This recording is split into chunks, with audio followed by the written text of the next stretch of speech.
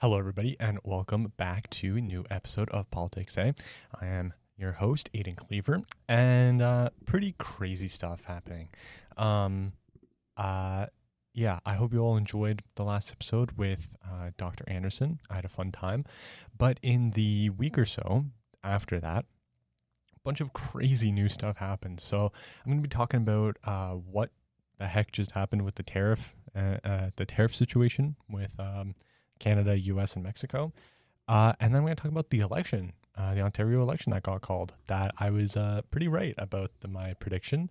The very first episode of this show was me saying I think that Ford's going to call an election. It's being rumored, and I think that he's probably going to try to do it. And lo and behold, he did. So first, I'm just going to start talking about the tariffs, because I think that is the craziest thing that happened over this last while. So for a bit of context, Donald Trump has been saying that Canada, Mexico, and China, well, he's been saying the whole world, but specifically these three countries have been ripping the U.S. off, and he wants to make them pay. So he's going to put tariffs on them. Now, that's not how a tariff works. A tariff is a tax on the importer. So what that means is if an American company buys something from Canada, and they want to import it from Canada into the U.S., they then have to pay a 25% tax on it. So they have to pay the 25% of whatever that costs. So if it's $100, they have to pay $25 to the government. So they have to pay then $125 to be able to import that. That's not a tax on the other government or on the exporter. It's a tax on the importer. And then what that will end up doing is raising prices for consumers. And companies even came out and said that, yeah, we're going to have to raise prices for consumers. Like Walmart, the CEO said, yeah, we're going to have to raise prices. It doesn't lower prices. It's not a tax on any other countries. It is a tax on the importer, which is then effectively a tax on the buyer and your citizens. So this whole tariff thing is kind of ridiculous and makes no sense. And a lot of people point to it being a good thing of like, oh, back in the before the 1900s, America wasn't funded by income tax. It was funded by tariffs. All right, buddy, it's 2025. It's not the 1900s anymore, or even the 1800s. Like, countries are a lot bigger, and there's a lot more essential services that have to be paid for and given. And in the U.S., I think if I'm not going to talk too much about it because that's American politics, and I want to focus on Canadian, but I think the easiest thing for the U.S. to do if they want to pay less in tax is cut spending for really bloated things like the military. They spend way too much money on the military. They could cut their military budget in half and still have the strongest military in the world. But I'm not going to talk about that too much. Specifically, he then said he wants to put 25% tariff on all Canadian goods, 25% tariff on all Mexican goods, and a 10% tariff on China, which I don't really understand why he's punishing his like the US's allies more than China, but whatever. But then he realized that he does actually get stuff from Canada and it's going to raise costs. So he reduced it to 10% for oil and energy, because the US buys a lot of Canadian oil and energy. And he realized that and was like, oh crap. So we can't get rid of the tariff. So he lowered it to 10, but still that is going to be a problem for both Canada, but also America. I think a lot of people are acting like, oh, it doesn't matter. It's not going to affect America. Trump said that he ran on that he's going to day one lower prices, has yet to do so, has increased prices, and has said, oh, this trade war is probably going to increase prices, but it maybe won't. It's just ridiculous and crazy. But we are living in a world where that didn't end up happening. So why? What happened? Well, it was originally supposed to come on February 1st, which is my birthday. So that was a nice looming birthday present. But they were supposed to be imposed on February 1st, 25% tariff on everything Canadian and everything Mexican. The Mexican government came to a deal with the American government and said that the U.S. government will postpone the tariffs for 30 days, and in response, the American government sent 10,000 troops to the U.S.-Mexico border. And Trump is saying that this is all, he wants these tariffs, not because he actually wants to impose tariffs, but because he wants to use it as a bargaining tool. Which, again, I don't really understand, because a lot of people go back, because people say, oh, no, tariffs are good because we didn't have income tax back then, and we can get rid of income tax if we impose tariffs. But then people say that he doesn't actually want tariffs. So it doesn't really make much sense. But let's assume that he doesn't actually want tariffs and he's trying to use it to negotiate as a negotiation tactic. I don't know. It's not like it worked amazing, because to my knowledge, Mexico already had an agreement with the U.S., and Canada already had an agreement with the U.S. for something, which I will get into. So I don't know. Trump does this a lot, where he'll make a problem and then solve it and then pat himself on the back. Doesn't make much sense. But anyways, we then go to Canada. How did we get out of these tariffs? Well, similar thing.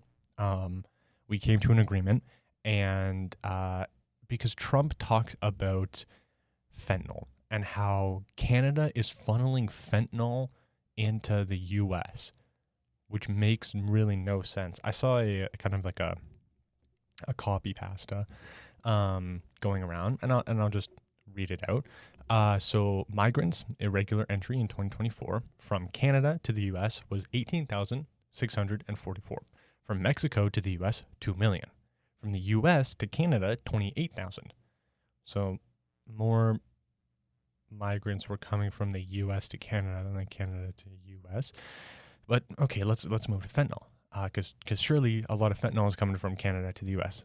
Seized in 2024 from Canada to the U.S., 43 pounds. From Mexico to the U.S., 21,148 pounds. And from the U.S. to Mexico, from the U.S. to Canada, 882 pounds. So he's getting mad over 43 pounds of fentanyl. Obviously, yes, that is bad. We should not have any fentanyl. But that's really not that much when you look at Mexico, which is 21,148, or the U.S., which is 882 pounds. I think you also need to worry about your citizens who are addicted to the drugs. Like, the only reason that the Mexican cartels are in business is because Americans keep buying it. So, like, yeah, you have to stop the sale of it, but also work on stopping the buying of it. And, like, not just saying you're going to lock people up and throw them in jail. Like, they could make programs to help people with addiction and stuff. Anyways, even illegal guns in 2024, from Canada to the U.S., 3,000. From Mexico to the U.S., 16,000. From the U.S. to Canada, 30,000. And then it says that the figures on migrant entries and fentanyl seizures supplied by U.S. Customs and Border Protection. The solution that Trudeau, because he still is our prime minister, even though he said he was resigning, the solution that they came to was that that Canada is going to create a fentanyl czar for the border, and we're going to invest a bunch of money into, like, securing the border and whatever. I think a lot of people are saying, like, oh yeah, see, Trump won. He got these countries to fold. I don't think it's necessarily getting Canada to fold, because from what I understand, we already had like a program like this in place. We just have now upped the amount of money that we're spending on it. And I think it also is a good thing to try to stop illegal guns from coming into Canada. Like, I think that's a huge problem. I think the amount of illegal guns, 30,000 in 2024, that are coming into Canada is a problem. So if we can be like, yeah, see, we're doing what you want, Trump, but then in actual, we're trying to get rid of all the illegal guns, I think that'd be great. And I got the tariffs paused, whatever. But I think also Trump realized that he got all of Canada pretty much united, and everyone was like being extremely patriotic and Canadian. You got the French in Quebec saying that they're Canadian. That's crazy. And an example of that, like in Ontario specifically, but I believe it was BC was doing the same thing, or threatening to do the same thing as well, is I do have to give credit to Doug Ford. This was a good move on his part. He was going to get the LCBO to remove American alcohol from their stores. Now, this is such a big deal because, one, all alcohol in Ontario goes through the LCBO. No matter who it is, restaurant, now other companies, everything goes through the LCBO. So that's a really big deal to now have no American alcohol in Ontario at all, unless you like prohibition style smuggled it in. The LCBO is the largest seller of American alcohol. So for the LCBO to just go, nope, no more American alcohol is a huge hit to the American alcohol industry. Where else are they going to sell it? So like that's a lot of money lost for these American companies. So I think that had a much bigger reason. You saw a lot of people talking about like buying Canadian, not buying American. I think if he is as smart as the Republican and MAGA supporters say that he is, then he should realize that, oh, this is going to have a large economic impact. And yeah, I think it's been pretty crazy. It's interesting seeing a lot of people who were like a little on the fence about who to vote for, then regretting it. But that's what happens. You got to live with your decision for the next 4 years. It's going to be crazy next 4 years, and I hope that it gets a little more tame, but it is what it is. Not much you can change about it. I'm glad that we got the tariffs paused. I hope that we can obviously not get the tariffs, but a lot of people talk about like why are we so dependent on the U.S., and I thought the same. And then I learned more about it, and the reason is that, one, Canada is really big, so it's difficult to sell something from the east to like a port in the west. That's really difficult, as well as we're just like, it's much easier to drive trucks across the border with the U.S. and put stuff on ships and ship it to Europe or Asia or anything like that. And like our oil and energy and stuff like that, it's easier to transport to the U.S. Whether it's through like, if it's through pipes, it's easier to do through the U.S. because it's just closer. If you try to, like, Europe needs energy, and they have been very dependent on Russian energy, and with the Russian-Ukrainian war, they've lost that energy and it's increased prices. What would be great is for Canada to sell our energy to Europe. But then that means that you have to build pipes across the Atlantic Ocean, which is really hard to do and expensive, and it would end up just not being worth it financially. So that's why, as well as Canada has tried to make deals in the past. We try to make a pipeline, I believe, from Alberta to Texas. And then the Americans like cut the deal and were like, no, we can't do this because people were complaining about it. Like American citizens and voters were complaining about it. So then we were like, okay, we're going to sell to China then. And then the Americans were like, whoa, okay.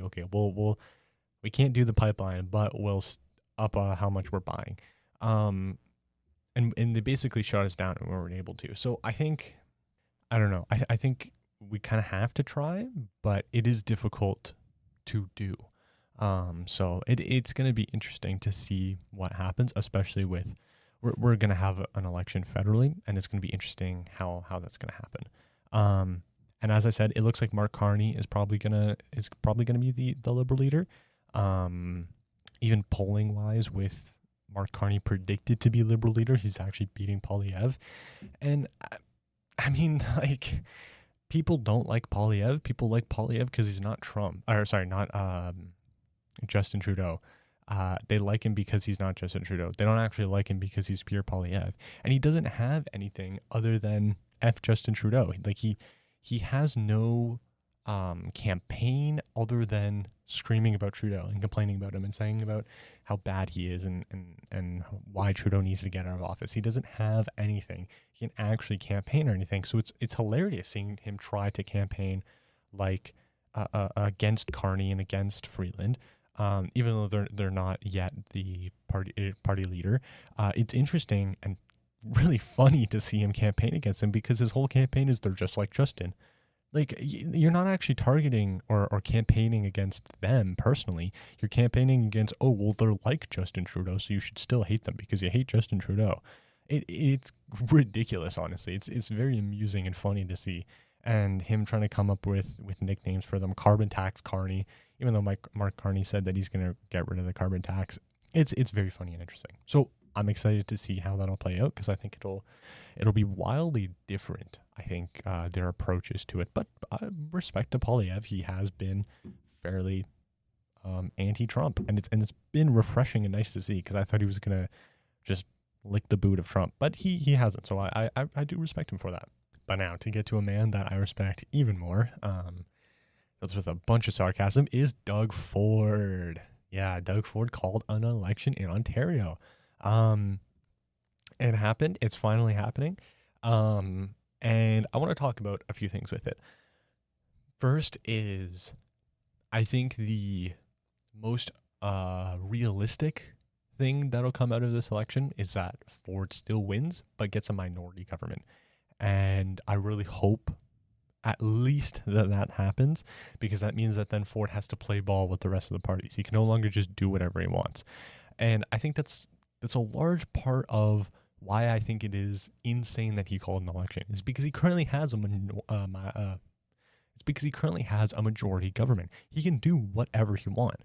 And his reason for calling this election is that he wants to secure the next 4 years so he can enforce his mandate. He has 2 years left. Like, he doesn't have to have an election now. He has 2 years left to enforce this mandate that he wants to. So why call an election now? Because he wants to make sure that he secures power for the next 4 years. It's not actually because he wants to make Ontario amazing or anything like that, or that he cares about Ontario. It's that he wants to make sure that he wins a majority government again, and he has that for the next 4 years. And that, again, leads into him making promises. Why is Ford campaigning and making promises right now for when he gets reelected? He's currently elected. He's currently in office. He's currently in power. Why is he making promises and saying that he's going to do stuff? Especially, again, because he has a majority government. He can do whatever he wants. Why is he making promises? I just saw him. He made a Instagram promotional video about permanently cutting tax on gas, like gas that you put in your car.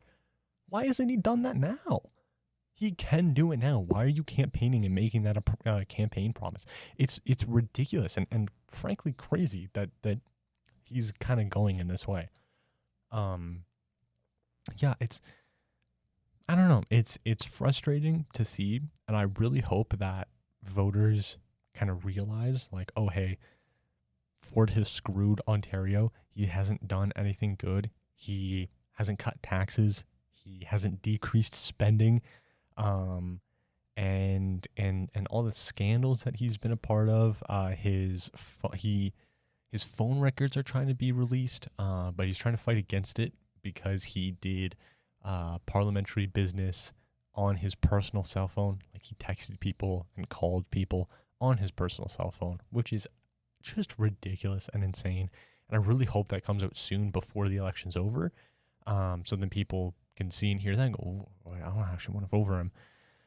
I don't know. It's going to be interesting. I'm really, honestly, I personally prefer Mart Stiles. I think the Ontario NDP have a pretty good campaign. Like, I think I agree more with what they say, but Bonnie Crombie's not bad.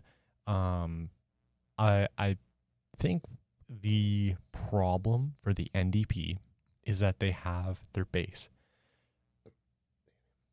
and they have to support that base no matter what, otherwise they'll lose it. Whereas, like, the Liberals can kind of do and say whatever they want. They can say some center things, they can say some really far left things, they can say some right of center things, like policies and stuff like that, and they'll generally still get votes. They don't have a specific base that they have to get, but the NDP does. They have a pretty left-leaning base, which makes it hard for them to do or to propose any policy that would probably get them more votes. There was a video that I watched from a YouTuber called the Canadian Bagel. Sorry, the Great Canadian Bagel. And it was very interesting. I didn't watch the full video because it's 40 minutes long, and it's him looking at an electoral map. It's called "Why the NDP is Failing: Ontario Election Forecast," and he has a little graph from, I don't know, does he have it linked in? Okay, it doesn't seem like he has it linked anywhere, but it's the ideological distribution of Canadians, and it's a little square, and it has goes from left is progressive, right is conservative, on cultural/social views, and then up is progressive and down is conservative on economy and role of government views. So basically, like, the more left you are, the more progressive you are on cultural and social views, and the more right you are, the more conservative you are on that. The more up you are on this little box, the more progressive you are towards the economy and the government being involved in the economy, and the further down you are, the more conservative you are about that. And what he kind of talks about is that the NDP used to be fairly towards like progressive economically and left culturally, but they were more in the center of it rather than where they are now, which is very far left cultural and socially.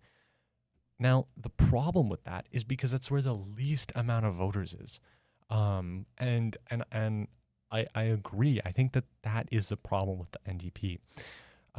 Currently, is that they are too far left culturally, that it feels like too much for a lot of people. Whereas their economic policies, I really, really like Marit Stiles' economic policies. I think they're really good. But a lot of people, like conservatives, aren't going to want to vote for them. Even if the economic policies were amazing and exactly what conservatives wanted, they probably would still not vote for the NDP or the ONDP, because they're going to look at it and go, well, their social views are way too left. I don't agree with that. I don't want whatever it is. So I think that's a bit of a problem for them. And if they go back to where they originally were, I think it would be much better for them. And I don't know.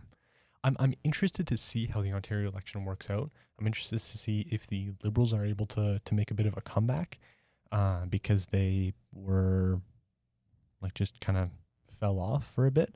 So I'm very interested to see what it's going to be like. Okay, I want to play a bit of what he says, because I think it'll be interesting to hear from him, because he does a lot of polling stuff. So I think it's interesting to hear and listen to what he says. And I'll obviously comment, because it's a video and this is obviously audio, so I'll comment on what he's showing. But I'm gonna play what he's saying, and then I think because he'll be able to explain it better than I am. But I think this is very interesting and important to understand why Ontario is going to vote the way it's going to vote, and why I do think that the NDP is struggling a bit. I really respect Marit Stiles and I like what she's doing, but I do think they are struggling a bit, and I think it's good and important to understand why and how. A plurality of voters are socially conservative. There is 46% who are socially conservative, and there is 35% who are socially liberal, the rest being neutral. Yeah, so when he says the rest being neutral, it's a square, and then there's a kind of smaller square of about like 4 different boxes in each corner, and then there's a plus that makes up the neutral. So yeah, like I said, like there's a lot more people that are culturally conservative than there are culturally progressive, which makes it difficult for like the NDP. I'll keep playing. And then similarly on the economic issues, you have 56% who are economically progressive and 27% who are economically conservative. And people have confused these two positions. So you end up getting a lot of parties like the NDP or the Liberals catering to this part of the political spectrum in Canada. So when he's talking about this part, he's talking about two of the lower parts of the economic and cultural, like little squares, two of the, I guess, the lower parts of the culturally progressive, and then two of the neutral parts. So what he's talking about is the people who are very culturally progressive and economically progressive, but that's a very small percentage of it. So it's 3%, 4%, 3%, 2%, 1%, and 3% of the percentage of people that voted in this or took part in this survey or polling. So that's a very small portion of the population that the Liberals, and especially I think the NDP, are catering to. Because they can't be fully over here. The finances just can't. Fully over here is fully economically progressive. And he's going to talk about you just don't have enough money. It's just not financially possible to be like fully economically progressive. Support it. They just can't. The government can't do it. They will not get enough people to lend them money to do this. They can't have a deep enough deficit for long enough to do this. So they're campaigning. Yeah, so like the government could be much more could be very economically progressive if they had a long enough time, because you'd have to be spending a lot of money up front, and especially this is a province, so it's not like a country where we would be able to get more funding from outside people. This is a province, so it's more difficult to get loans and money and stuff like that. But if given enough time, you could probably make it work, but you're not going to get, like he said, enough people to vote for you to keep you in power for that long. And you're not going to get enough money to actually be able to do it effectively.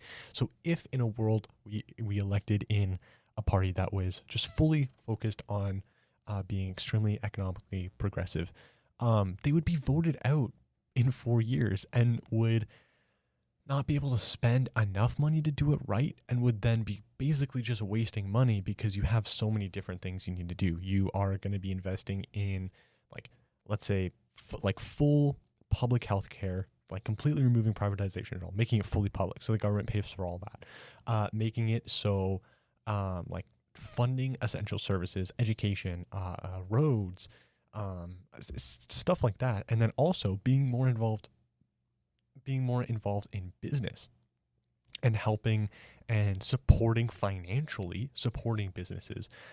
Probably that's more looking towards small businesses and supporting financially them rather than big businesses. But then that also means that you're probably going to be taxing big business more, and you're also going to be taxing citizens more.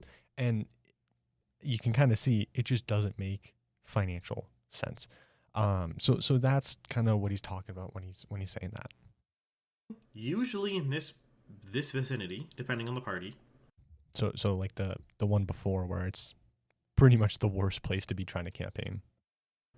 Depending on the election. And that is one of the thinnest, least populated portions of the graph. Yeah, so like I said, there's not a lot of people there. There's not a lot of people that are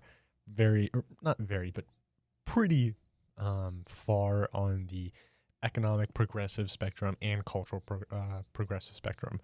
You might have looking at this, you have more people who are economically progressive and culturally conservative. So there's people who want economic progressiveness but don't want cultural progression, and that's like kind of the like choosing both is kind of the worst. You're better to be able to choose just one generally, or it's easier to kind of just choose one. Like even being just kind of a little culturally progressive and a little culturally conservative isn't like the best, because it's when you're trying to do best of both worlds, it doesn't really work out very well.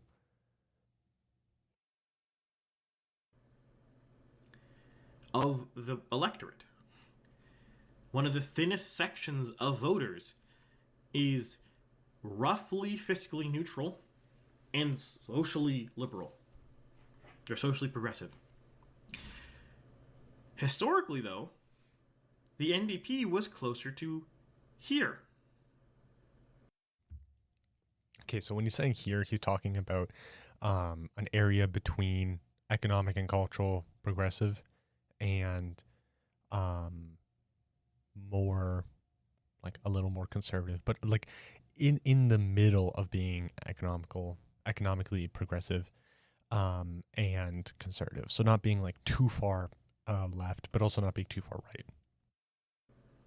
Slightly economically progressive. Sorry, socially progressive. Only slightly. But very economically progressive. Yeah, sorry, I got mixed up as well. Yeah, basically being very economically progressive, but only slightly socially progressive, which the NDP has now campaigned on, is that they are very culturally progressive and that they do believe in like all of these different things, which I'm not saying is a bad thing, but it is a bad thing because it has hindered their ability to actually be elected and to be able to do these things that they want to do.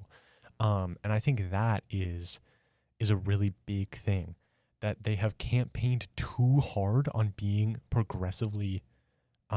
being culturally progressive, that it has scared away a lot of people who would in fact vote for them. And it's interesting.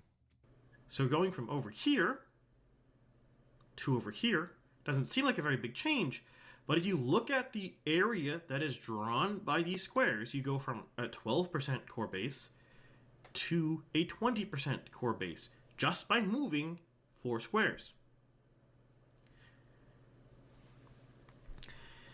And that's the difference from being slightly socially liberal but very economically progressive to being very socially liberal and only slightly economically progressive. And that's the change the party's done. Yeah, so I kind of just reiterating, like I think that is a bad decision on their part to make, because I think the liberals are able to get kind of everybody because they don't have to be left. They can be center. They can even be slightly center right sometimes. They can also be center left. They can also be very left. By not only trying to get your core base and by like kind of bending at the will of your core base, it allows the liberals to kind of be all over the place, which gets them a lot of votes. But the NDP is only able to focus on getting their core base. They have to make sure that they are happy before they're able to do anything else. And if they say or do anything that slightly goes against their base, then they get outrage. And I think that is a problem for the NDP and why they're not more popular. Because when you think of the NDP, you don't think of fiscally progressive. You think of culturally progressive. You think about like it's disappointing, because I think if they focused more on being fiscally progressive, then I think, like they said, they would have a better chance. Because the party realizes they can't be here. Policies on this line are not possible in 2025 Canada. What he's talking about is like being fully economically progressive. Like that's not reasonable or possible at all. Again, like I already said, don't have the funds, and people would probably generally end up voting you out. They were possible in 1960 Canada. They're not possible today. So they can't be up here. They just can't govern there. And lying to your voters is worse than trying to just offer them more lukewarm policies. But the correct or better decision would have been to say, go here. And then when he's talking about go here, is being in the progressively or economic progressive and a little culturally progressive. Not super culturally progressive, but a little. And I think currently the reason people are so against being culturally progressive is because life moves really, really fast. And it's not just being culturally progressive. It's with technology as well, which I have a whole disagreements. I don't know, whatever. I have a bit of a hatred to like tech companies and the tech industry currently, because they want to move too fast and act like if they aren't creating some groundbreaking new thing and we just sit and explore the technology we currently have, that they're going to lose all their money and that the world's going to be doomed. And I think a lot of people feel like that culturally as well, is that things move really, really fast. And I think it is good that things are moving fast, because yeah, it means that people are getting treated properly and the way that they deserve to be treated. They should be treated correctly.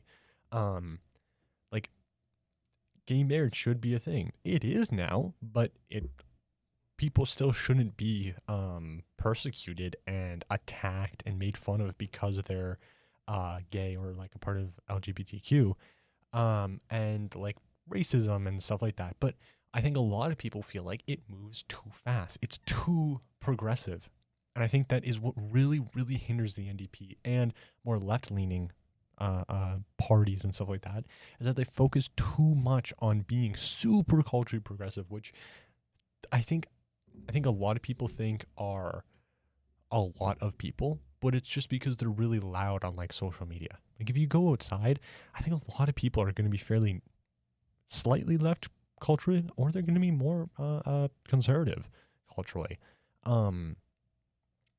And I think slowing down a little bit, like it's difficult. Slowing down would be good because then you would get people more comfortable with it. But at the same time, you should just get it over with and just do it, because it is the right thing to do. So it's very, very difficult. Politics isn't an easy thing. Yeah, I think I don't know. It's difficult, but I think that's why the NDP have been hindered. Instead, they went more socially liberal. And that is a thinner part of the graph. Because these four squares, again, that's 18%, this is 12. So this is a much denser part of the graph, this is a less dense part of the graph. But you don't even need to use sophisticated polling or more complicated data modeling like that. You can just go a more natural thing. What is a farming community? Communitarian? Okay, and I was gonna be talking about a bunch of other stuff. We don't need to talk about that. But I want to find the website, so then I can say, okay, Abacus Data is where he got this from. I'd highly recommend go checking it out. I know I probably did a fairly bad job of explaining it, but once you see the graph is very interesting. And once you see it, you'll be able to better understand what I was trying to explain. But yeah, I think it is going to be a bit of a struggle for the NDP, and I think generally the NDP, if they do want to win provincially or federally, they need to change and think about where do people actually vote, where are they going to be getting their votes, because it's easy to listen to the outrage online, but when people actually go to vote, we saw in the US, you have a bunch of people who online talk about wanting to vote Democrat, whatever, but then Trump won the Electoral College and the popular vote. So clearly it wasn't all that. Yeah, I think it's going to be very, very interesting to see. And I hope they do well. I really do. It would be awesome to see Mart Stiles as premier and to get an NDP government in Ontario, but I don't know if I see it happening. But I think the best thing for Ontario is to no longer have Doug Ford, because again, if you want to know more in depth about the parties and Doug Ford and everything, go watch or listen to the very first episode. That's where I talked about all this, and I haven't re-listened to it obviously, but it's still all very relevant information. I explain why Doug Ford is not good, and I talk about all the other parties and stuff like that. But it's similar to like the Greens, why the Green Party will never win, because their only focus is the environment. And I think it's a good thing. I think it's good to have a sole focus and that they're solely focusing on the environment. But they don't campaign and act like they want to win. The NDP campaign and act like they want to win an election. Jagmeet Singh wants to be prime minister. Marat Stiles wants to be premier. So they have to think more about who is going to get, or how are they going to get the votes? Who is actually going to vote for them? Because we don't have enough parties to form coalitions and like alliances and stuff like that. You see a lot of European parliaments have tons and tons and tons of parties. So you can focus more on individual like priorities and stuff like that. But Canada doesn't have that. We have one conservative party. I mean, we have the PPC, but they're crazy. They have, no one cares about them after COVID. But I mean, that's an example though. The PPC, their whole campaign was, oh, we don't like masks and vaccines, and if we get elected, we'll stop it. Okay, well, nobody cares about masks and vaccines anymore, and the people that do are insane.